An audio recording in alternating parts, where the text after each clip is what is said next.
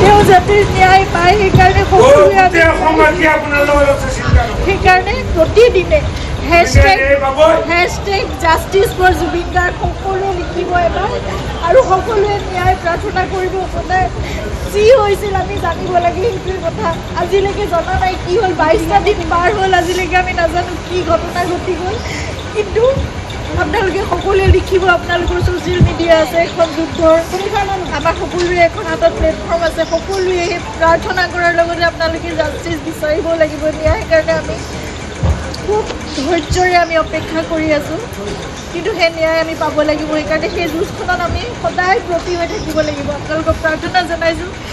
hashtag justice for Zubeen Garg সদায় লিখিব আপোনালোকে সদায় লিখিব সদায় দাবী কৰিব সদায় অনুৰোধ কৰিব সদায় প্ৰাৰ্থনা কৰিব কিন্তু